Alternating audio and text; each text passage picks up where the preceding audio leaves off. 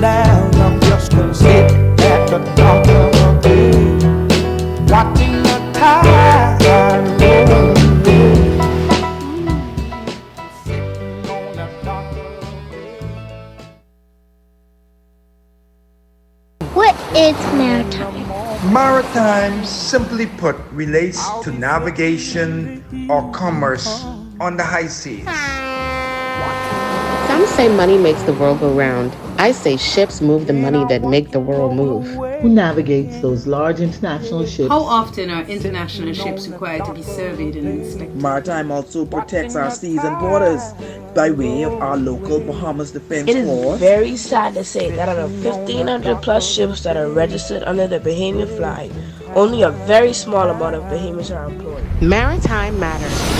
And pleasant good evening to you, our valued listening audience. Welcome one, welcome all. Welcome to Maritime Matters. I'm your host, Captain Glenn Bain, and I start out the show with an apology. I owe you guys 17 minutes. Or is it 18? Okay, 18 minutes. I'm going to pay you back. No, that's 18 minus 5, because we're supposed to start at 17:05. So you'll get paid back that 18 minus 5, 13 minutes. Again, good evening to you. This is Tuesday, the 2nd of July, 2024. And if it's a Tuesday, yes, you got it. It's Maritime Matters. Our topic for tonight is a rather explosive, well, it could be explosive. We'll make it explosive. Maritime topic. You know, I done the show last week, Thursday, with my good friend and my Maritime Matters mentor on his show, right there at Love 97 FM. That's General Marlon Johnson, Mr. Independent Thinker. And, you know, we covered a lot of maritime topics. I'm so happy that he had the inkling to allow me and invite me in to discuss those topics. And one of those topics came up, maritime training, as far as what's going on in the House of Assembly last week with the Maritime Act. Well, it was a National Maritime Instruction Bill, actually. And, you know, I told Marlon, I said, boy, they got a bill coming up that, you know, needs to be looked into, because it's such an important bill that it will affect maritime training as we know it in this country. It'll take it to the next level. And this is something that I myself has been pushing for many years, actually. And since I started the show 2.5 years ago, definitely, you know, we wanted to push that the Bahamas, our country, assists in ensuring that people have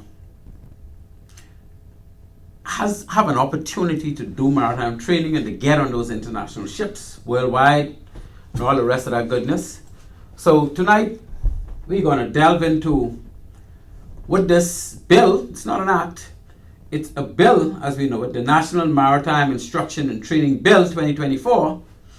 How is this going to shed light and assist in bringing us closer to maritime training in the Bahamas, as it is in many other countries? You'll know countries like Philippines, for example, they have about over 50 maritime institutions. Because what the Philippines do is they train up their people for the purpose of getting job placements on board international ships. And we got over 50,000 international ships.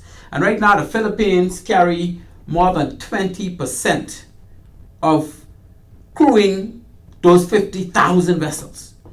And if you think about 20% of 50,000 vessels, you're talking about over 10,000 jobs, eh? So the Philippines out there have over 10,000 jobs just sending their people to work on those ships. And with those jobs comes a lot of responsibility. Eh? First of all, they got to have a very detailed, a very established maritime training regime in their country. And then this is not based on what they want to train people for ships. This is what the international bodies, that's the IMO, by way of all of its conventions, most specifically the STCW Convention, Standards of Training, Certification and Watchkeeping for Seafarers Convention, and it's very detailed. The code of that convention strikes out exactly what you need to do, how much time you need to spend in a classroom, how much time you need to spend on a ship before you could move up to the next certification. And so it's not a simple go to school and get some more levels. Go to school and get a degree. No. This is far more involved than just going to school and getting a degree. Because you can go to school and get a degree, but you still can't be a seafarer.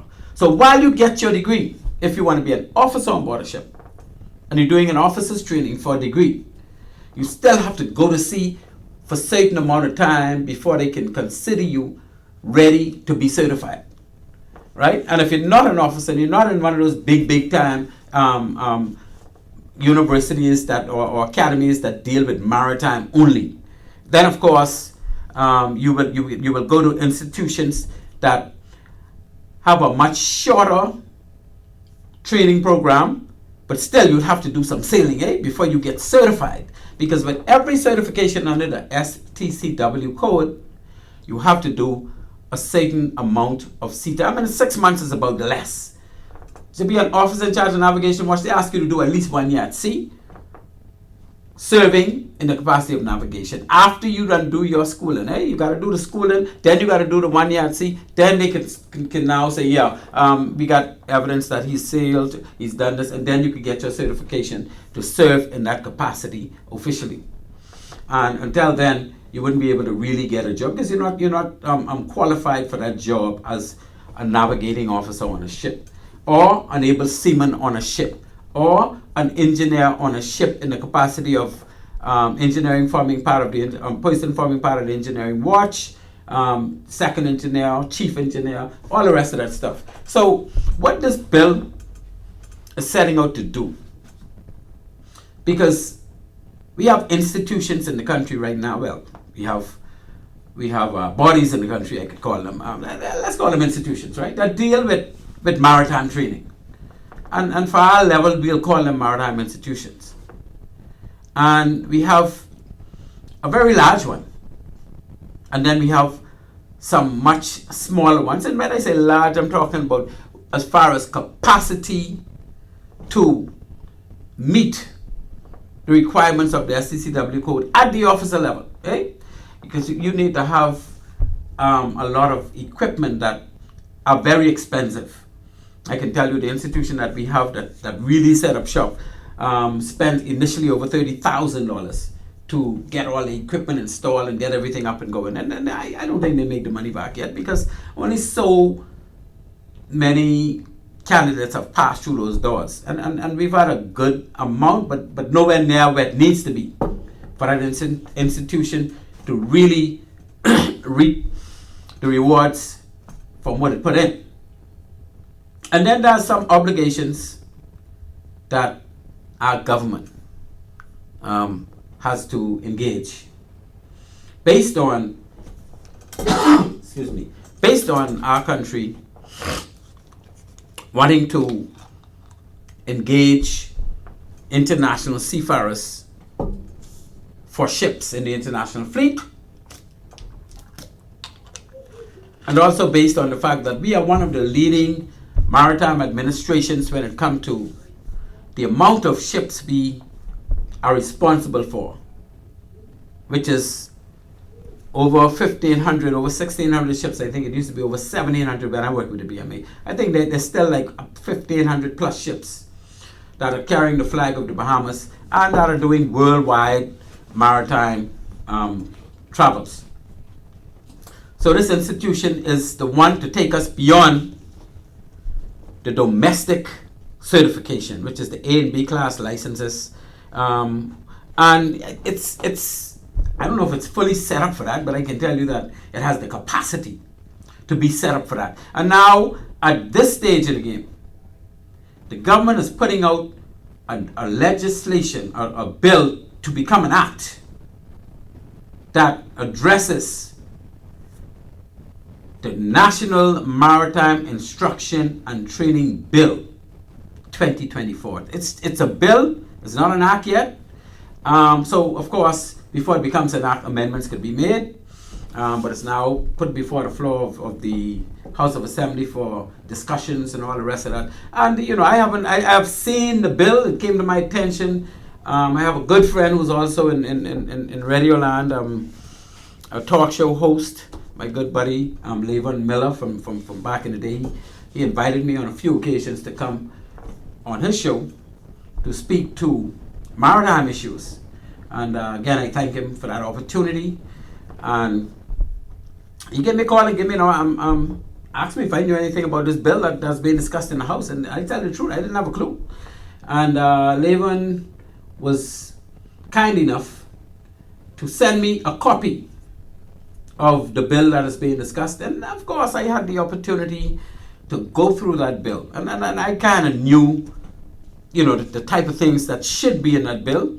So reading through it was not a big deal for me. But of course, I made a lot of notes. And tonight, it is my intention to go over the details of that act and give my views on what should be, what shouldn't be, what may be, what really say what may happen. I am saying that it shall happen if we want it to happen, and all the rest of that good stuff. So the topics we'll be covering is, I'm going to ask you which minister should be responsible for this act, fast education, whether it's the education minister or the transport minister. And I'll go into details as to what I think and why, right? The objectives of that act, it makes it more accessible, and affordable for people like me. When I was a young lad growing up, I didn't have the luxuries of going to private school, the luxuries of getting a job, hook up because my parents knew certain people and all the rest of that. No, I was basically somebody who needed an opportunity to get into something. And that's how I ended up on the Defense Force. That was my ticket to get to England. Went to England for 1 year. And as I told Marlon a couple of times last week when we were on a talk show, I was able to get my BTE degree. I've never been to any university, never intended to go to a university, never wanted to go to university. But I went to Dartmouth, Britannia Royal Naval College, and I didn't get a degree. I got a certification that I can serve as a deck officer on military ships. And once you went to a school in England to do some kind of certification, whether it be a formal degree or whatever it is, you would have attained your BTE. In other words, been to England. I can tell you I got my BTE, and that's all I ever had. That's all I will ever have. And those who can't appreciate the fact that I got that BTE because I was able to qualify for the scholarship that the Defense Force was giving out. And that's the only way I know I could have gotten to England at the age of 18. Because I wasn't getting no call. I was a busboy. I was a busboy working at Lowe's Hotel in the Imperial Dining Room with a lot of good people, a lot of good waiters and captains and maitre d' back in those days were shaping me and molding me, and I was so happy that they did. And from that point, I was able to get on that Defense Force scholarship after repeating grade 12 in school. It wasn't easy. I repeated grade 11, I repeated grade 12, but guess what? At the end of the day, I had the GCE O levels required to get in on that international training got my free ticket to England, being paid while I was there. They give me all kind of uniform. They feed me till I couldn't eat no more. And I can tell you, it was an opportunity that I couldn't pay for. And I always say, thank God for the wisdom and the vision of Sir Lyndon Oscar Pinlan. Because if he didn't implement and mandate, even in the face of adversity, a lot of people, oh, Pinlan army, you only want an army, you want this. If he didn't press on, I would not be as educated as I was today. I would not be able to serve in the military as an officer. I would not have gone to England at age 18. I don't know what I would have been doing right now. But you know, I got to thank Sir Lyndon, and he was always my mentor, always will be my mentor, for the vision, if only, that afforded many like me, people who didn't have, my friend Patrick McNeil say, two coppers to rub against each other. I said, Mark it, you can call and tell me how you say that. Two coppers to rub against each other. I was a broke, I mean, I had nothing. Went to England, came back, I was able to save some big dollars because we had to buy nothing. And I never used to drink back then. I even had to buy beer. When I came back, I had a couple grand in the bank, I was able to get a car for me and my mommy to share. And that's how things rolled from there, eh? So, anyway, I here to talk about my history. We're here to talk about the National Maritime Instruction and Training Bill 2024. The bill that can create ways for a lot of Bahamians to get the appropriate maritime training with no money in their pocket and go all over the world sailing. Move from position rank to position rank to position on ships and become master mariners, chief engineers, all those good stuff that brings in $70,000, $80,000. And if they want to go yachts, they can start in the maritime world and then go certifying yachts where they could get $150,000, $200,000 a year based on their skills and what they bring to the table. So, ladies and gentlemen, this move is no small move. And I have to thank and I assume that behind this bill is my good friend and one that I respect highly. That would be the Right Honorable Glenys Hannah Martin. And while she's Minister of Education, and it's not my view that this bill should come under Ministry of Education or this Act. I still think it should come under Minister of Transport. And I will explain why as we go along. But I thank Minister Glenys Hannah Martin for having the vision to put this bill forward. And I'm not surprised that she did. I'm not surprised that she did. Because there are a lot of things she would have done while she and I worked closely together, while I worked at the BMA, to move young people in positions of opportunity in the maritime sector. I can tell you that. Because I was involved, and she used to call me all the time to discuss some of these things. So here it is. I am not surprised that this act, as it appears, would be the brainchild or the baby of MP Minister Glenys Hannah Martin, Minister of Transport, in that regard. So, there you go. What are we going to discuss? We're going to discuss which minister this should come under. We're going to discuss the objectives, as I said, and based on their objectives, to make this more accessible and affordable to the lesser among us. That's what I'm looking at. The lesser among us, like how I was, right? It discusses LJM Maritime Academy. Why LJM? We got a couple here. LJM, I say, like I said, probably because it's the leading one. Eh? It is the one that is more equipped to grab this thing and run with it with a little help from our friends, the government. So I have no qualms about that part. But it does state too that it is not exclusively for LJM, but other institutions of sort. What role would the BMA, the Bahamas Maritime Authority, play when it comes to this bill? And I tell you, reading through that bill, there's no real mandate for the BMA.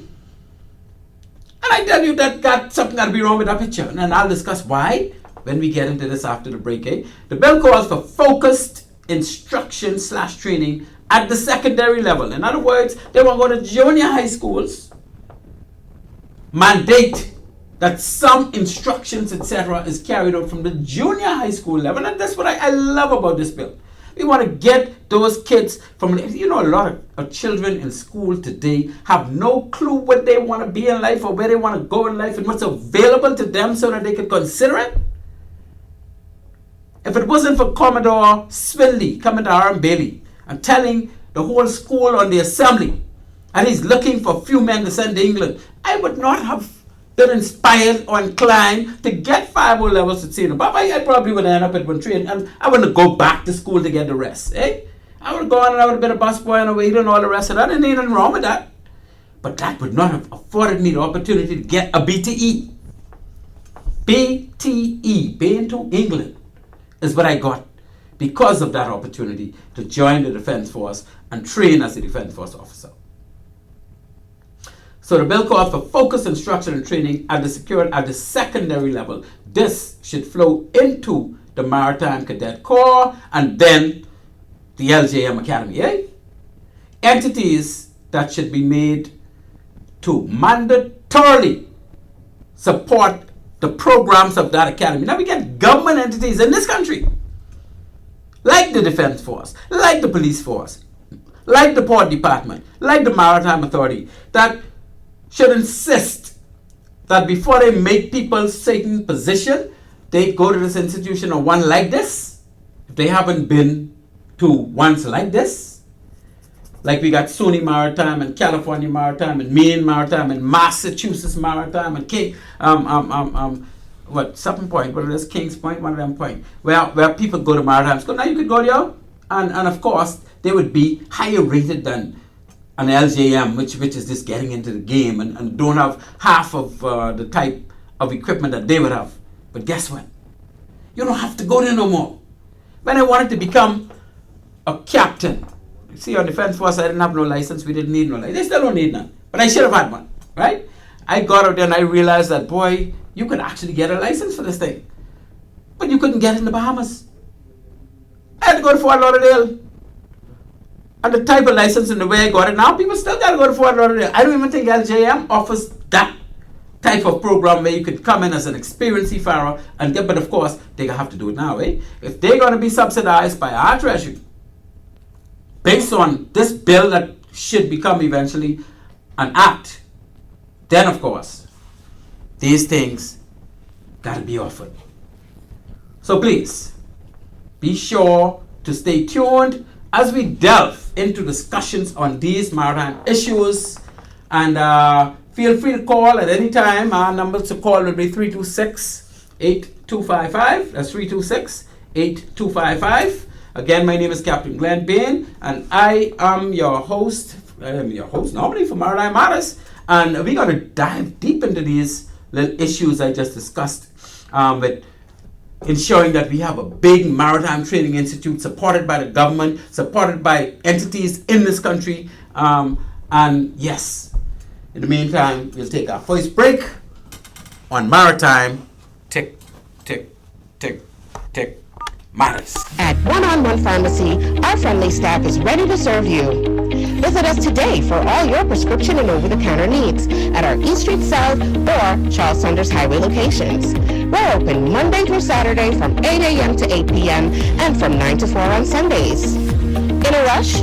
Send your refill scripts online at oneononepharmacy.com or ask about our convenient pickup service. One-on-One Pharmacy, providing personal health care with people at heart. At Bahamas Maritime Connection Limited, we offer first-class maritime security services throughout the Bahamas and the wider Caribbean. As experts in maritime security, we specialize in production of ISPS assessments and plans, verification audits, certified familiarization training, and port security consultancy, just to name a few. Our services also include provision of a security force to maintain all required ISPS facility security compliance. For all your maritime security needs, visit us today in Nassau at our East Street South location or in Freeport in the Kipling Building. Call us at 392-3515 or follow us on all social media platforms. Bahamas Maritime Connection, your leader in maritime security. Let's help you make the connection.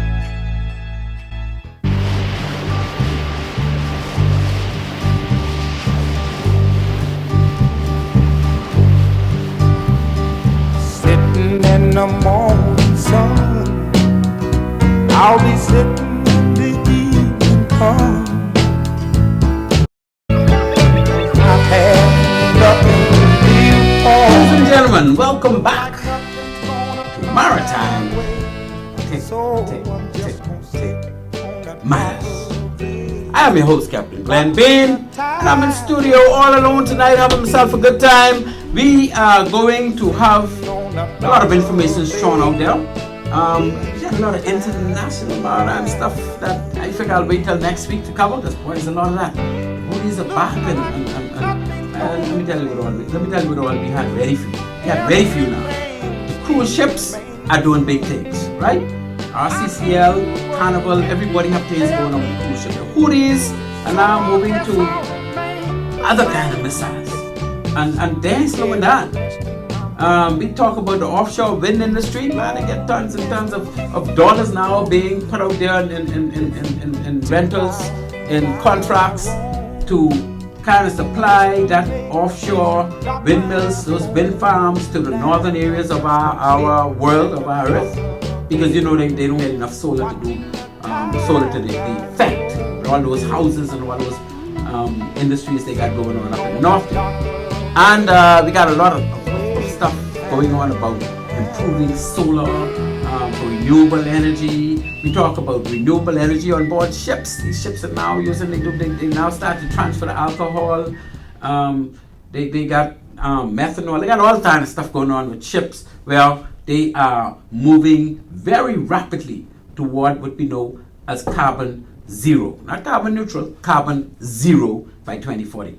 There's a lot of stuff going on, but that's not our topics tonight. So let's get back to where we are. Our sponsors for tonight's show are 101 Pharmacy and also Island Care Pharmacy.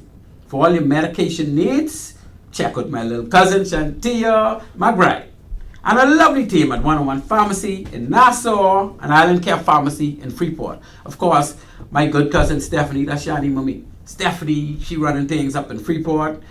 Boy, so Steph was on come give her hail again. I mean, Steph been partying the other night. She looked like she getting a love because she wasn't able to drink too much. So anyhow, I ain't talking Steph business. And Shani is here in Nassau, of course. They are located on East Street South and on Charles Sanders Highway.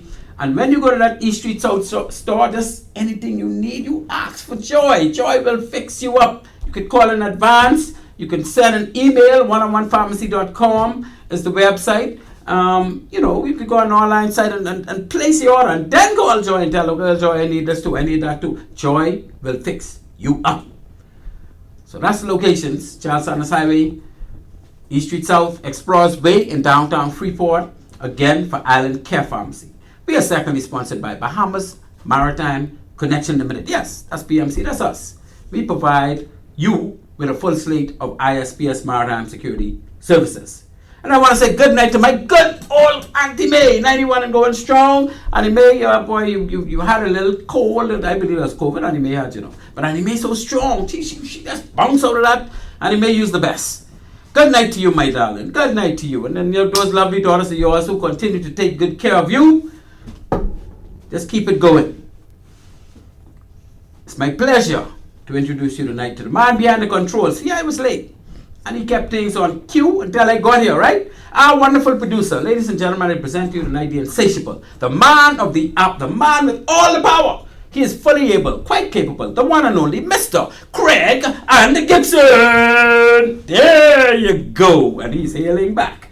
You are listening to Maritime Matters. On this show, we talk maritime. Maritime Matters airs weekly, every week, 17:05.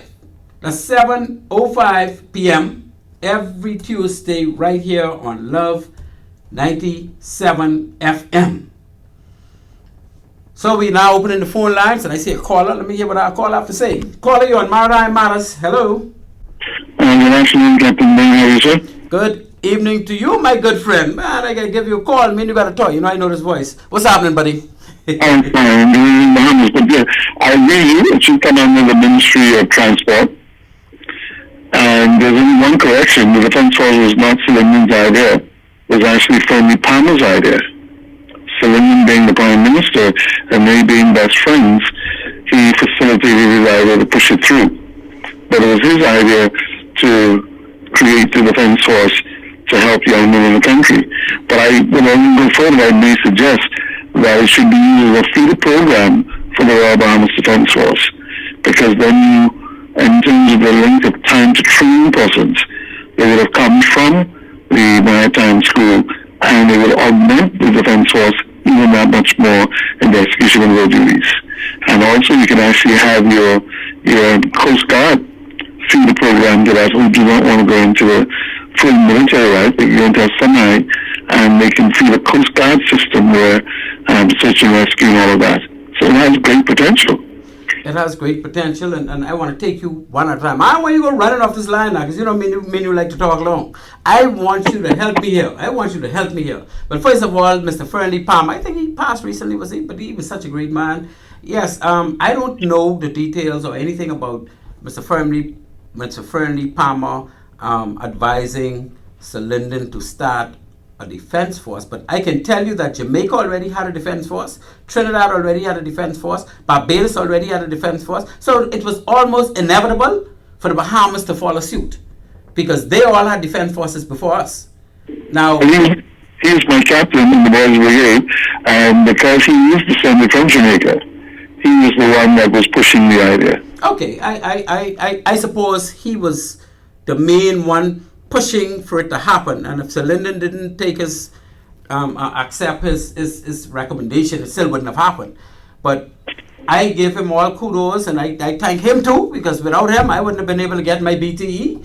So but don't forget now, we worked in those on that Sunday when we heard of the sinking of Flamingo. A lot of us, Joe Sweeney, yourself, myself, a lot of others would have left the hotel to join the Royal Bahamas Defense Force to take up the mantle of protecting our country. You absolutely right, big brother. You absolutely right. You see, you had a little more foresight than me back then. Because I tell you the truth, I was just a young fella, didn't know what I wanted to do. And if Mr. Smiley didn't come to R.M. Bailey and speak to us on assembly to say they are looking for people to send England, I would have never probably even thought about going on the defense force. I would have stayed right there at Lowe's where we was. And eventually could move from busboy to waiter, and I might have gotten into hotel management, I don't know, but I wouldn't have been so qualified at the time. I probably wouldn't have go back to school. No. You forget, even though I'm not Bain by birth, I was Bain by adoption. You forget who my mother was. Yeah, well, I know. You came up under the same Matters. She would have forced us to go whether we wanted to or not. You all need to get over here, because don't forget, she looked up to me when I first joined the hotel, when the other women would say, leave this little boy alone, don't leave these boys alone. These are manly boys. And she protected us. But you remember, she had 4 boys and 1 girl, so she was always for protecting the fellas too. She saw everybody else just as she looked at us. She had to look at everybody else. And you was in a good position. You was such a good fella, so she talked about you all the time, man. You know how that go. But this thing about the defense force, Bin Laden and those did not invent terrorism. They ruled the mothers. They were terrorists a long time. You're right. You absolutely. And it's those heavy-handed Bahamians that had us the way we were. And today the mothers don't have that heavy hand like they used to back in the day. That's why those mothers back then, a lot of them, they struggled with us. They did without. They didn't have enough to eat. They didn't have sufficient to buy clothing for them that they wanted to wear.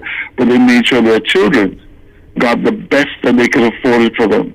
Yeah, but and she was one of them, and she was very instrumental in a lot of them. Eddie Bain, a lot of them, we still get together, we still reminisce about her coming here. Look here, you know better than that. Go get them from here. And so, it's women like that, ladies like that helped us in our lives and molded us and made us who we are. And that's why I say to most men today, when people say, you're a good man, I say, no, I'm not. They say, what do you mean? I said, the people who poured into my life helped to mold me to what I am today. That is correct. And all of us had to have some of that. Even in when I joined the Defense Force, there were senior persons in the force, officers and ratings, that really, they had an impression on me and caused me to move in certain directions as a young officer. So There's just so much of it, you know. And you would have mentored a lot of people in the Defense Force, whether you realize that or not. Just the way you carried yourself as a training officer in particular, and the way you moved around the base and made people do things the way it should be done, that did a lot for our Defense Force. And there's many like you. So you guys should not be forgotten, you know. But you will find the country does not really value and appreciate the contribution. They keep looking at us. I even see some young men I speak to from them, they say, you are not military. I say, yes, we may not have the Deuce, the big army trucks, we may not have tanks, we may not have F-16 fighter jets, we may not have Apache attack helicopters. But I say to most of them, if you look at, say, for example, a fellow like Raymond Sawyer, a trained PTI who trained Delta Force and Special Forces and Green Berets from a physical aspect. He trains them to become, for their fitness, just to become Special Forces. We have 10 of those in the Bahamas, and people don't even realize that we have 10 Green Berets that would have passed through the Royal Bahamas Defence Force to England, and we also have other equivalents of those hats from other navies and armies around the world. Yeah, we had Navy SEALs. You name it. We had people qualifying in those areas. And that's because of opportunities that were presented to them. And I'm saying that this maritime institution could present similar opportunities because, you see, the problem with the Royal Bahamas Defence Force system as it is, and I've had shows to discuss that, is people move through the ranks, but they don't get the requisite equivalent commercial certification for what they're doing on the Defense Force. And so by the time they're ready to retire from the Defense Force, they retire, but nobody's after them. Nobody's care whether they, because if they were certified while they were in that force and given the opportunity to attain their Master Mariner certification and Chief Engineer certification, Officer of Watch certification, even Able Seaman certification, they would be ripe and ready to join a ship that needs, you see, every ship has what you call a safe manning document. That safe manning document requires that ship to carry at least one captain, at least two officers of watch for engineering, two officers of watch for deck, at least 4 or 5 able seamen depending on the operation of the ship. And these are positions that Defense Force people do all the time, and once they are afforded the opportunity to certify in the commercial world, they would be ripe and ready when they're 45 and 50 to retire to be taken in on big, large ships all over the world. I agree. And this institution can bring that to the table so long as the leaders of the Defense Force buy into it and want to make that happen. Precisely. And also, the political directorate, if they will understand that you're thinking maritime, you're teaching maritime, some of those seasoned like Scotty Monroe, who could take us, Captain William Monroe, who could take us from here to Blossom Channel in the night. Yeah, but, you know, international maritime has moved away from that. And I learned under people like Scotty Monroe and Bachelor Floor, who were not that much trained. They were not so ready with the instrumental part of it, the GPS and the radars and the this and the that. But boy, the things they could tell you, you who have all this training and background couldn't bring to the table what they could bring to the table. So yeah, you're absolutely right. But yeah, and that, as a consultant, that's what I'm saying. From that aspect, they can take you out there and tell you no. The chart says, I don't care what the chart tell you. I know that every year around this time, the current flow, the tide moves, the sandbank shifts.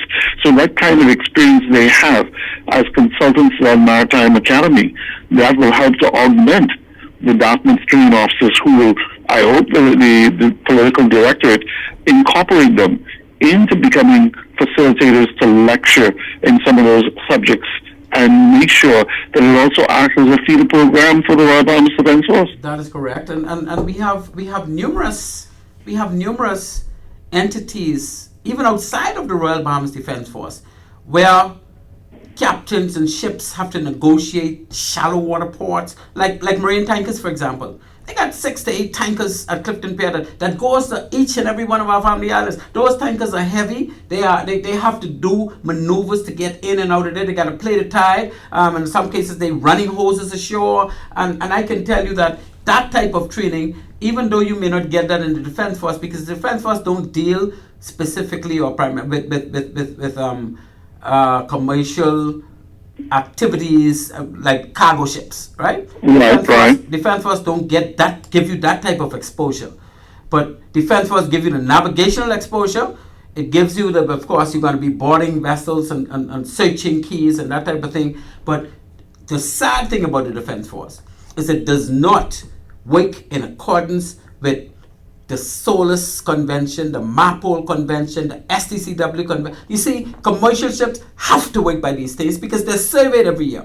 They're inspected almost every port they go into. So they have no choice but to know what's in these conventions and how to. So when you go to this institution have to work in tandem with sailing on commercial ships that have to apply these conventions to that ship and to the crew on board that ship. So you learn so much more, even if you're in the Defense Force, by doing courses with this institution and going out to sea on commercial ships. You never learn that type of stuff in the Defense Force. I can tell you this because I've been involved in both.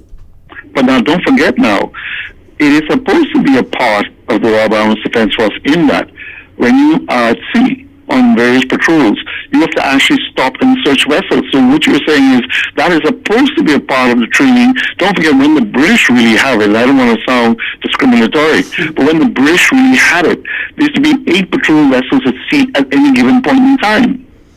Well, I agree with you because when you got to remember most of those vessels were brand new, eh? Because you had the three 60-footers that were new, and you had the Marlin and Flamingo that were relatively new. And unfortunately, before they were 10 years old, like the Marlin, she was basically out of it, right? But once somebody went through that institution as an engineering officer, that's right, that person would know more about maintaining machinery on board ships because they would have sailed with commercial ships where they have to do things. Doesn't matter how much money you get, you have to do things based on what the classification society rules are. So when that crank shaft got to change, you have to change it. That ship have to dry dock at least twice every 5 years for cargo ships, right? You have to take it out of the water and you have to do certain clearing the bearings. You have to get the bottom all cleaned up. You have to check your sea chest and all the fittings that run through your hull. See, these are things that the Defense Force is not aware of. And when I learned these things in the commercial world, I was like, wow. I see why the Betty K don't break down. I see why tropical ships always come here every week. They're supposed to come because they don't take no charge. They can't afford. Well, not that they can't afford to. Class don't even allow them to let something stay in that machinery longer than the specs require. I agree. So it's a long way Defense Force has to go because the Defense Force don't even have engineering officers on board those ships. They have ratings serving as engineering officers. I agree. You will not find that in the commercial world. To protect your show, there was one fellow who was an engineering officer sent me to the chair of Commodore and disbanded the plant maintenance system. And what you're saying is that was a system was just at the tip of the iceberg to lead into what you're talking about now. But he disbanded, and I thought he was very silly because if you say you have an engineering background, you don't forget when what's his name was there? What was the young man, the able hand that was responsible? Ellen came out to those ships with the hourly, daily, weekly, 2 weekly. Check shits. They call them shits. Yeah, the plant maintenance cards that you had to actually service the ship for however long you were at sea. But when he became the Commodore, he actually disbanded. I thought it was rather silly. Well, again, that person you're talking about, like play like I know who that is. Yeah. That person was not an engineering officer. Well, I know that now. So you're going to put somebody to run your engineering department who never sailed as an engineer? What kind of nonsense is that? Because on one occasion, I was so embarrassed. The Jamaican team came for a hurricane, and I was privileged to liaise with him. And he went upstairs. He said, "Hey, Leading Riley, you're not gotta get rid of that engineering officer, That's what I said. I went up there and he tell me your radio can't reach the 1 mile buoy. He said, but my engineer, my sergeant, one of them, we got shovel runs 5 by 5. I was embarrassed. But I had some experiences with that person as the BEO, and I can tell you that they were horrible. I was on vessels that, for small reasons, couldn't sail, and they wouldn't correct the problems, and still wanted to sail. But Defense Force needs to move away from that. I've had discussions with the present existing Commodore, and he seems to be inclined to want to get properly trained engineers for them. You gotta remember now, when Defense Force started, we have properly trained deck officers, We have people who learn how to navigate properly, serve as deck officers all the way through until they became SCOs and that type of thing. But we had not one officer sent off to train to become an engineering officer to serve on board those ships. I agree. And that's the reason why the Defense Force ships, they break down so much.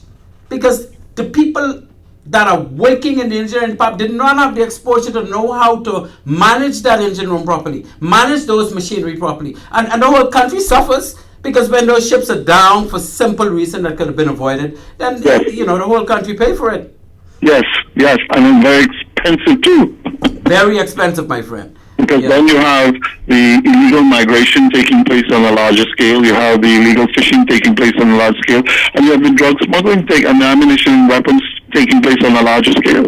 Yeah, that's right. Well, those things have dwindled down quite a bit over the years because, when we first came up with the Defense Force in the late 70s, almost before you could get to where you want to go, you came across a vessel, whether it's a Cuban fishing vessel or a Dominican or a drug vessel, because in those years, the early 80s, late 70s, early 80s, the sea was basically just free to roam because we didn't have a force of the defense. But mind you, we had a police marine and they did a good job under the circumstances, but they were not even trained for what they were doing.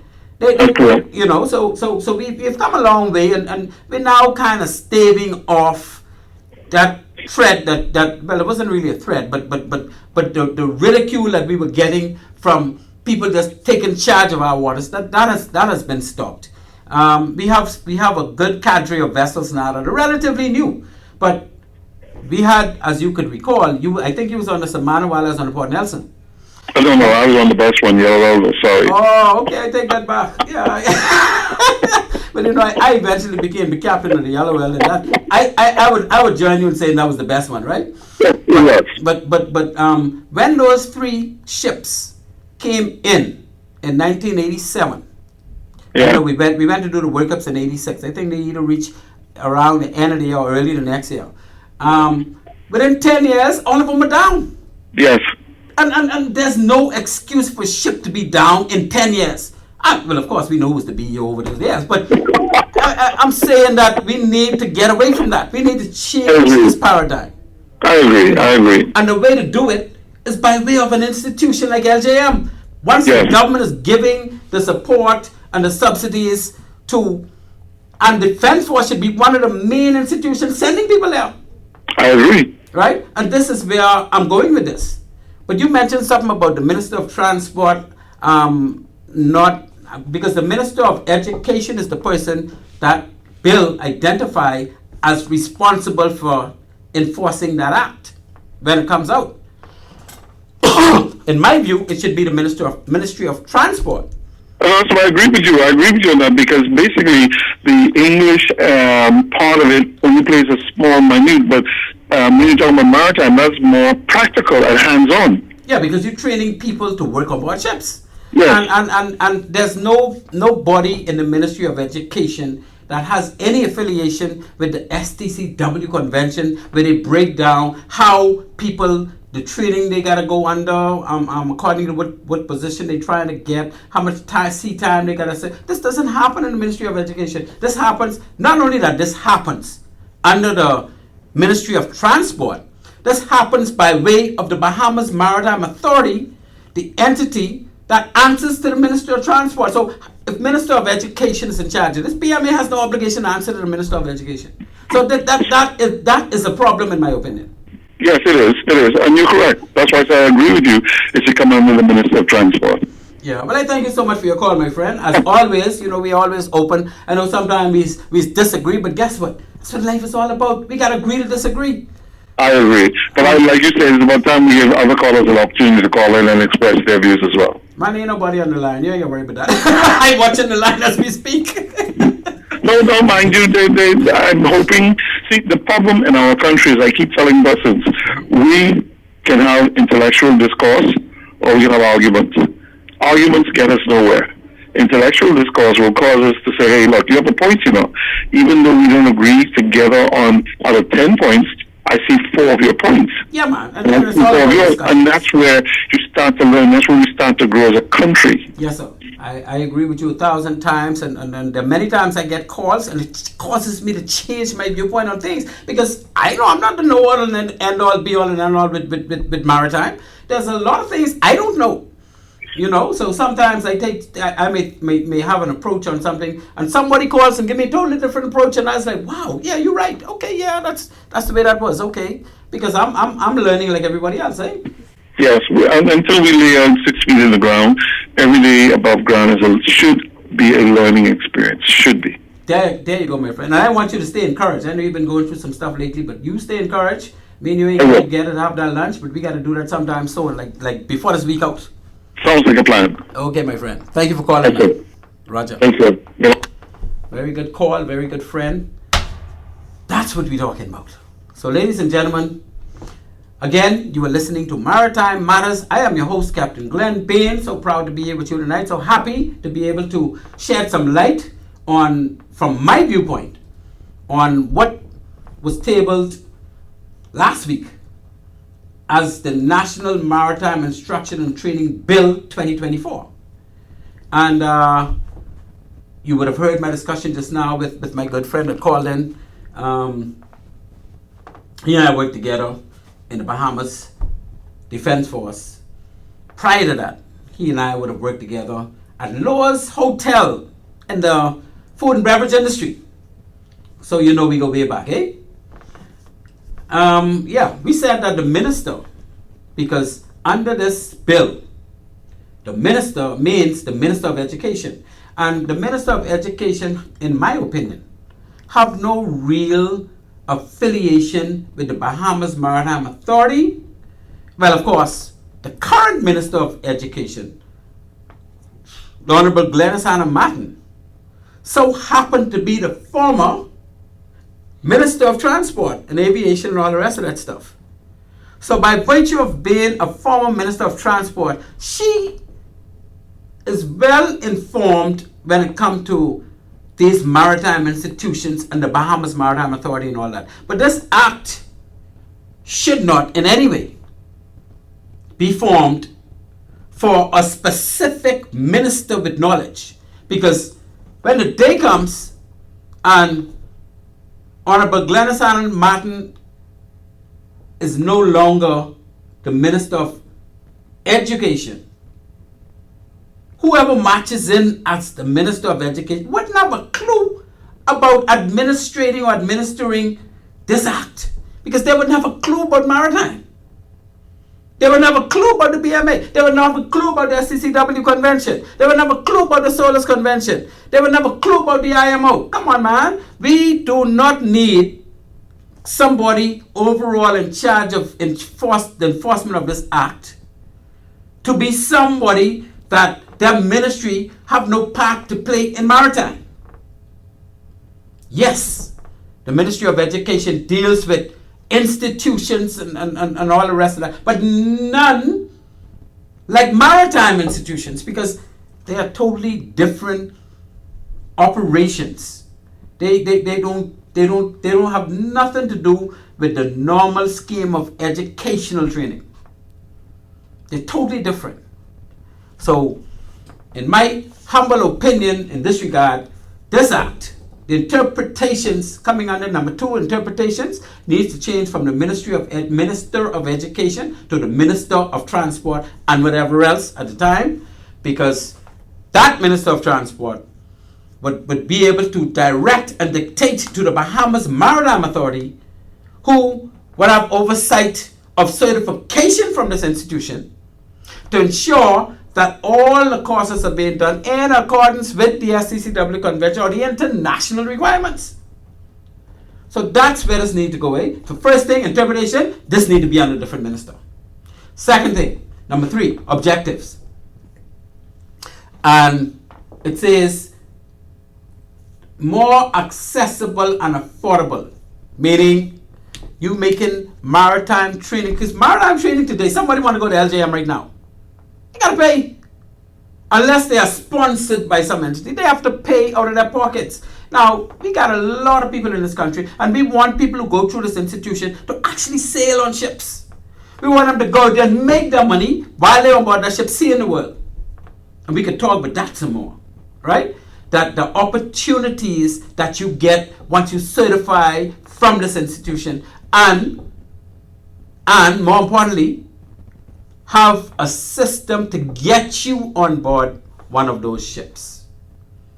We have what you call crewing agencies out of countries that prepare people for the maritime fleet, like Philippines and India and Ukraine and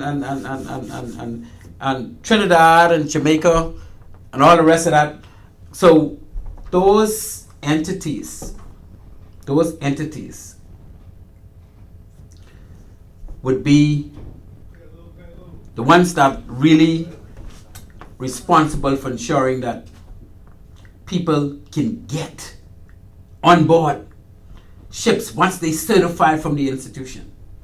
So the institution is a big part to play, but an even bigger part to play would be the entity that links that certified Bahamian with getting onto a ship. And this have to be, in my opinion, spearheaded by the Bahamas Maritime Authority. Because if you got over 1,500 ships carrying your flag, which means you have a link with the owners of those ships. Because you even have a ship owners association in the BMA. I happen to know this. So if you have a ship owners association where all of your ship owners associate with themselves and with you, that's a foot in the door for you getting your citizens on board their ships. And you know, I take it back to when the Honorable Glennis Martin was Minister of Transport. And I tell you, she and I, because at the time I was, doing some of that time, I was the Port State Inspector for the Bahamas. I was Senior Nautical Inspector in the BMA in Nassau, the only technical person in the BMA in Nassau at the time, right? We had a technical hub in London with people far more experienced, well, they were far more qualified than me on paper. I don't know if there was more experience. They might have been, I don't know. But because I was the only technical person in Nassau, anytime something came up technically with maritime, Glennis, Minister Hannah Martin would call me to the office and she would bounce things off me to see, to get a feel for what this is all about. And we did plenty of that. So I can tell you, she's quite knowledgeable about maritime. She knows the lay of the land with maritime. So in that regard, I think that we need to follow through, because she knew and she was trying at the time, based on what she told me, to get the ship owners to say yay, not nay, yay, to taking, and she told me at one point, Captain Bay and the ship owners agree to take Bahamians on their ship so long as Bahamians are willing to take the salary they pay. Because the international fleet have a standard salary. And why would Bahamians have a problem with accepting what the Filipinos and Ukrainians get for the same position? We don't have no problem with that. We got people in the inner city. Now some people may have a problem with that because they have a silver spoon in them. They grow up with a silver spoon in their mouth, eh? They won't wait for $800 a month. Because as far as they're concerned, that's peanuts. But do you know what you could do with $800 a month if you are sailing for 8 months a year? That same $800 that you made for those 8 months, 8, 8, 16, that 8 times 8 is 64. That's $6,400. Let's say you spend $2,000 of that. So you now have $4,400. You almost have $5,000, right? $5,000 sitting in the bank when you get home. And you take a trip, sometimes you take 2 trips in a year. So after your 3rd trip, that $5,000 would be $15,000. And you only done do 2 years at sea. And you started out at age 17, 18. So with 2 years in, well, let's say you start at 20, now you're 22 and a half. You could now, you have, well, of course, you only have $15,000. You'll have at least 10 in the bank, eh? Because you're always sailing, you're always getting free food and all the rest of that. You with that $10,000 that you have accumulated over that first 2 to 3 years, that's down payment for whatever car you want. So whenever you come back from sea, your car sitting there, nice spanking brand new, you blinging. How much people can say at the age of 22 they were able to get a car of the year because they had enough money in the bank that they save? Not many people could do that, because when you are sailing, you're spending most of the money you make. You gotta buy lunch every day. You gotta buy go to movies. You gotta pay. You transportation. You gotta catch bus to and from, or you gotta buy gas for someone's car. Whatever the case may be, you may be lucky to save $200 a month. I don't care what kind of job you have in this country. Still gotta buy clothes. You ain't gotta buy none of them things when you're on those ships. So you're saving much faster than the fella who is sure making a couple dollars more than you. Eh? Even if you're making twice your salary, you're saving way more than him or her. And that's how we got to look at sailing on these ships. Plus, you seeing the world without paying. Plus, you learning a trade that you could keep moving up the ladder and making more money. And if you become an officer, well, of course, your salary AAA, you're making real money now. So there's no better opportunity for the person like I was, coming out of the inner city, don't have any money to go to no university, don't have no money to go to no kind of nothing. You just got to hope you get a job and start saving. But now if you could come to school, and because the government is subsidizing this program, you can go there and you could do your courses for free so long as you are qualified from school. Academically, you can go into that program. And then you could get linked up with the ship, because BMA is now doing their part as far as getting Bahamian citizens linked up to these big international ships. And then you could start from there. So, anyway, back to where we need to be. As a matter of fact, our time is running out on us. Only 15 minutes left. Okay, we start 15 minutes late. That's the 50. Oh, Lord, that would have been half hour. Anyway, people, the number to call is 326-8255. That's 326-8255. I am your host on Maritime Matters, Captain Glenn Bain. We are tonight discussing the National Maritime Instruction and Training Bill, which eventually will be moving into becoming an act. And I am giving my impression or my views as to what I think we can do as a country to strengthen this bill before it becomes law. And, you know, we need this bill. And this is a good initiative, a very good initiative, by whoever's responsible. And based on my understanding from what I see here, it's the Minister of Education, Honorable Glennis Martin. And once this is out there, you can always amend it. You could amend any law. It's just an act of parliament. So, you talk about the minister should not be the one. I said I don't think the Minister of Education should be the one in partnership with a Maritime Training Institute. There is no agency of that ministry that deals with international standard maritime training, eh? this training falls under the STCW Convention or Code, and the Convention and Code. You have Part A and Part B of the Code under the STCW Convention. And STCW stands for Standards of Training, Certification, and Watchkeeping for Seafarers. So this is the regulations and the rules for people wanting to train to be able to work in certain positions on board the international ships. And this is worldwide. Say, what the country wanted to, but no, you got to go by what the IMO, by way of the STCW Convention, want you to set up. You have your own way of setting up. You do it their way. And if it ain't done their way, your administration should scratch it and make it done their way. Eh? So, the BMA is the only agency that have obligations and knowledge to deal with these IMO convention matters under the STCW. So the BMA have to have a major part to play. They have to audit these facilities on a quarterly basis.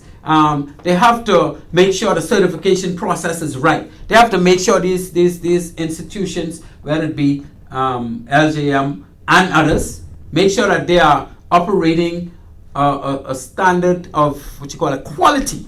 Because these are requirements under the STCW code. So once they're doing all of that, and there's no other entity in the Bahamas with the background knowledge to enforce these things other than the BMA. And don't put it on the Port Department because they're not trained to do that. So the Academy should be guided by the National Maritime Policy. What National Maritime Policy? The National Maritime Policy in this country. Well, okay, fine. But in addition to that, it needs to be guided by the regulations as it falls under the STCW Convention. And again, this needs to be an oversight of the Bahamas Maritime Authority because they deal with the STCW conventions on their day-to-day to do. They have a big, they have a unit that deals, that is technical with former engineers and officers, deck officers that have gone through all this stuff. So they could go and they could audit that in order to be, and they could hire someone to audit it if they want to. They could hire me. I know how to audit institutions. But anyway, that is what needs to happen. So as we move toward our 10-minute stave off, we'll move to our next break. And if you feel like calling, the number to call is 326-8255. We're talking maritime. This is Maritime Matters. And stand by for our return after this break. At Bahamas Maritime Connection Limited, we offer first-class maritime security services throughout the Bahamas and the wider Caribbean. As experts in maritime security, we specialize in production of ISPS assessments and plans, verification audits, certified familiarization training, and port security consultancy, just to name a few. Our services also include provision of a security force to maintain all required ISPS facility security compliance. For all your maritime security needs, visit us today in Nassau at our East Street South location or in Freeport in the Kipling Building. Call us at 392-3515 or follow us on all social media platforms. Bahamas Maritime Connection, your leader in maritime security. Let's help you make the connection. At One-on-One Pharmacy, our friendly staff is ready to serve you. Visit us today for all your prescription and over-the-counter needs at our East Street South or Charles Saunders Highway locations. We're open Monday through Saturday from 8 a.m. to 8 p.m. and from 9 to 4 on Sundays. In a rush? Send your refill scripts online at oneononepharmacy.com or ask about our convenient pickup service. One-on-One Pharmacy, providing personal health care with people at heart.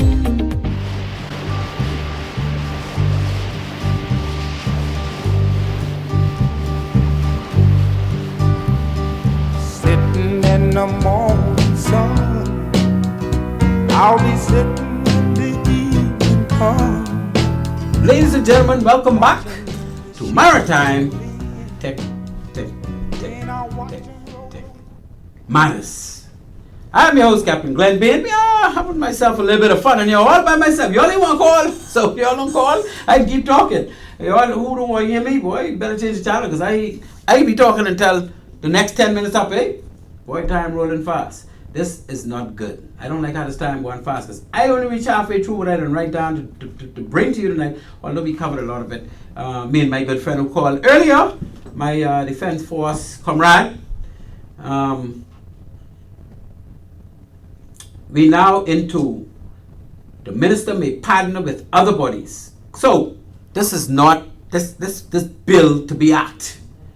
It's not just saying we're gonna partner with LJM and that's the end of that. No, the minister may partner with other bodies. We're talking about maritime bodies or maritime institutions to do other courses, or to also assist with training, because now you remember LJM deals primarily with international maritime training. But we have domestic maritime training too, the A&B license required under the Port Authority to get licensed to carry vessels domestically from one port, to do A-class activities in any port of the Bahamas, or B-class activities, and that itself is a story that people don't understand for the most part. A lot of people think if you get an A-class license, you can go anywhere in the Bahamas with a ship. Doesn't work that way. Doesn't work that way. Yes, you would need an A-class license to go from one Bahamian port to the next to carry cargo or passengers or whatever to make money. But the A-class license alone don't qualify you to carry a ship from here to Cat Island, or from Inagua even to Mayaguana.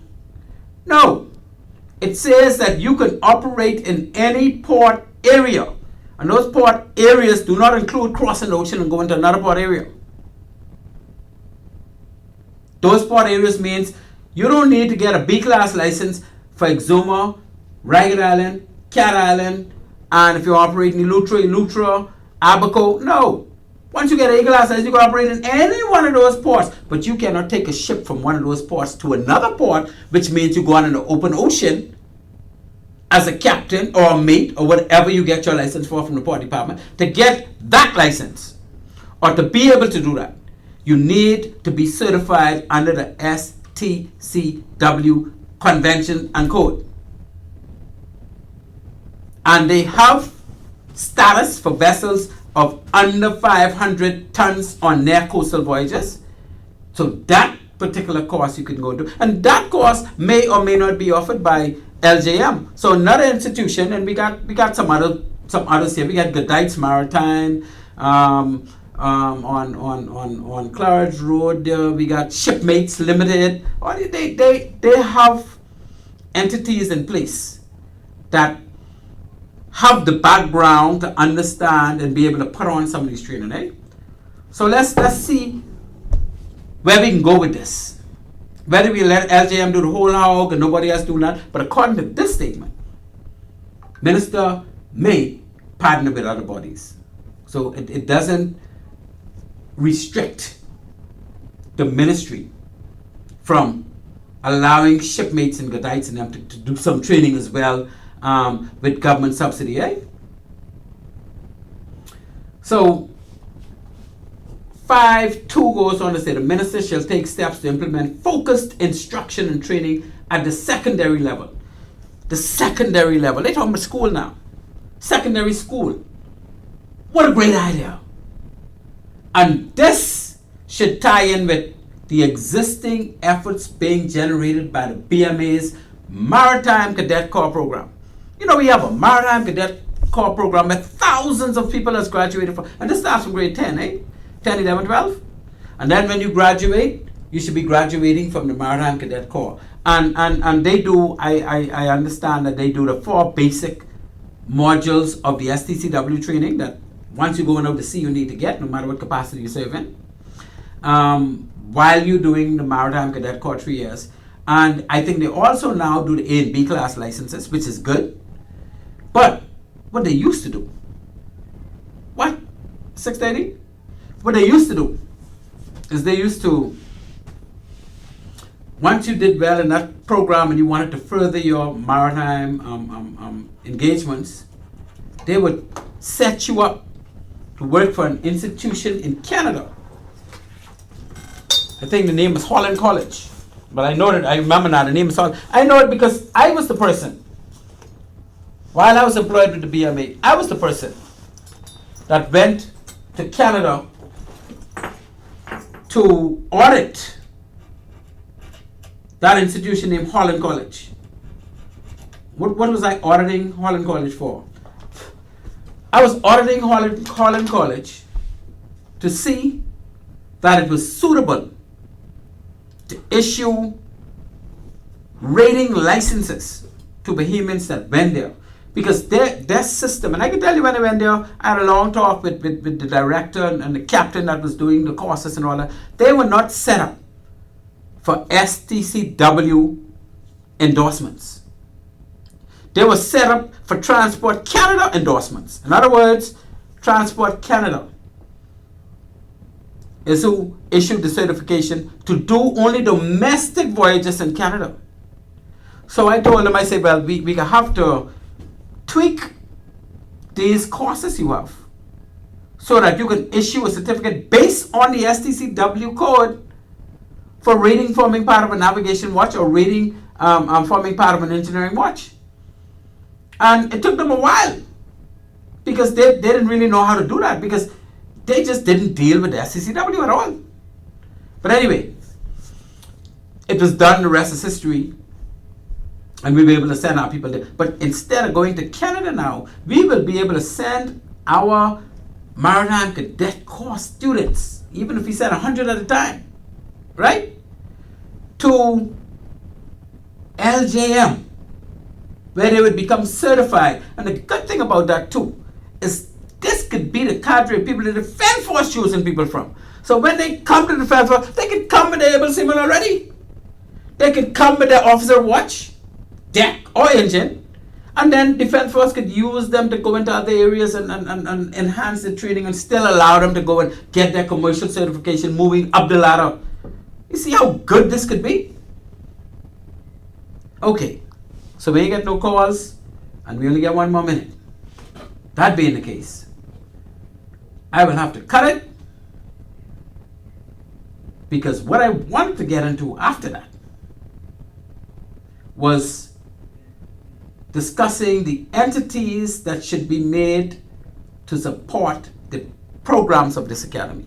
And I mean government entities that should be made, and maybe some non-government entities that have foreigners coming in to do maritime stuff, like all our mailboats. All our mailboats got, because they don't have the Bahamians certified to do those things on those boats that they require, they're bringing in foreigners.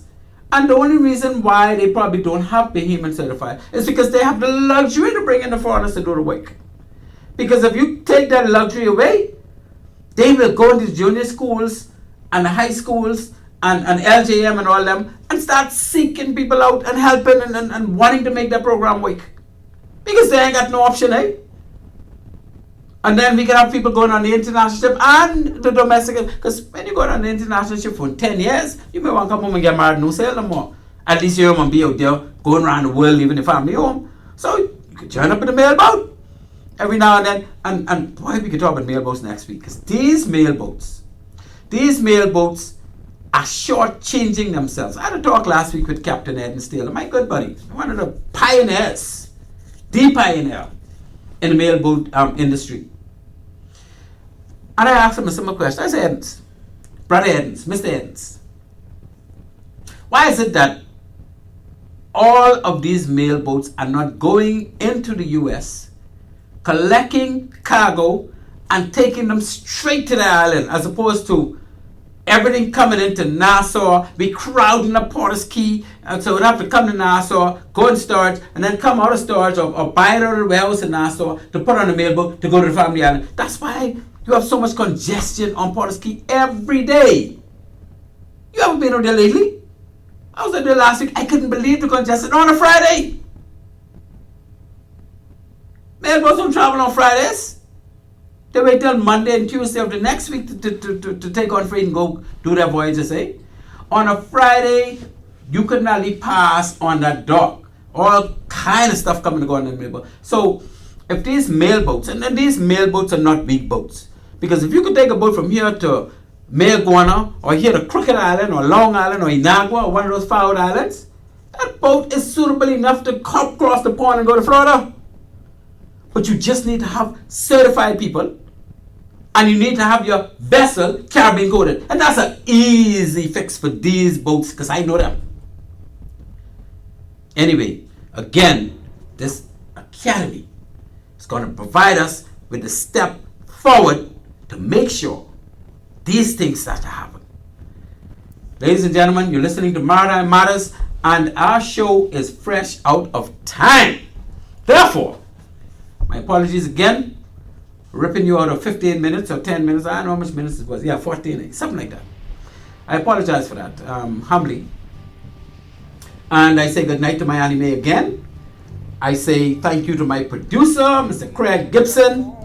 I say thank you to the sponsors, Bahamas Maritime Connection Limited, and of course, what the pharmacy name, 101 Pharmacy, and the one in Freeport, Island Care Pharmacy. Those are the people that keep us going. Next week we're going to have some, probably go back to international, because y'all like calling the international stuff. So I got a lot of international stuff to bring next week, and we're going to bring them in big numbers. And with that, I would like to say thank you, my dear listener. You might not call, but I know you're out there listening, because you always call me, boy, I be listening, I won't call, because I know them technical stuff you be talking about, them maritime things. But I thank you anyway for listening. And Maritime Matters will go on, and we will bring big things next week. Like I said, we're going back to the international side of things, because the week after that, I think we're going to come back to talk about how these mailboats can all be suitably converted to be doing at least once a week. They go to the US and bring their stuff straight to the island. That's where we're going to go with this. Ladies and gentlemen, with that, I say thank you for listening again. I am your host, Captain Glenn Bain. And with that, we say Maritime Matters.